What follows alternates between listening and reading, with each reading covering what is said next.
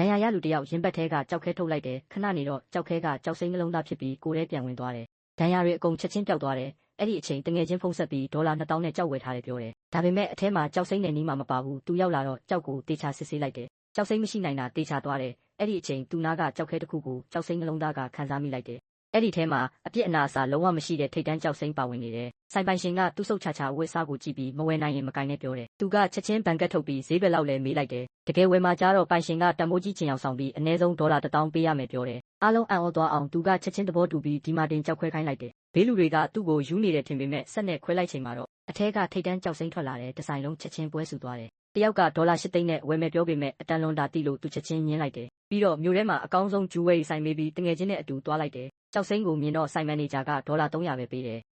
သူမရောက်တော့မန်နေဂျာကမရောက်ရင်ထွက်သွားပြောတယ်အဲ့ဒီအချိန်ဆိုင်ရဲ့ဝါရင်အကြံပေးရောက်လာပြီးကြောက်စိမ့်ကိုတေချာကြည့်လိုက်တယ်အထဲမှာဖျက်ရခက်တဲ့အဖိုးတန်ကြောက်စိမ့်ပါတာသူတိသွားတယ်ဈေးကွက်မှာအနည်းဆုံးဒေါ်လာ1.2တန်းတန်တယ်ဒါနဲ့သူကတောင်းပန်ပြီးဒေါ်လာ1.2တန်းနဲ့ဝယ်လိုက်တယ်အယောင်းဝယ်အဆင်ပြေသွားတယ်ပတ်စံရတော့သူမဖြုံးပဲအဖေဆုံးတုန်းကခြံခဲ့တဲ့မိုင်းတွင်းကိုသွားတယ်အဖေပါလို့ဆုံးလဲသိကျင်လို့ပါအဖေမတော်တဆဖြစ်ခဲ့တဲ့တတိယမြောက်မိုင်းတွင်းကိုရောက်သွားတယ်အရန်တန်တဲ့ရွှေမိုင်းတွင်းမထင်မှတ်ပဲတွေ့လိုက်တယ်အထဲမှာကြောက်မီသွေးမိုင်းမှရှိတယ်အဲ့ဒီအချိန်တငယ်ချင်းကအဖေတန်ရာကြီးတွေ့သွားတယ်ဖွင့်ကြည့်တော့အဖေဓာတ်ပုံပြုတ်ကျလာတယ်ဓာတ်ပုံနောက်မှာစာတစ်ကြောင်းရေးထားတယ်အဖေဆုံးတာမတော်တဆမဟုတ်တာသူသိလိုက်ရတယ်မိုင်းတွင်းလိုချင်လို့ပညာရှင်တွေကိုလက်ထိုးထားကြတာပါအဖေကိုဒုက္ခပေးဖို့မတော်တဆဖြစ်အောင်လုပ်ခဲ့ကြတာအခုကြောက်စိမ့်နှလုံးသားရထားပြီမို့သူတို့အားလုံးကိုပြန်ပေးဆက်ခိုင်းမယ်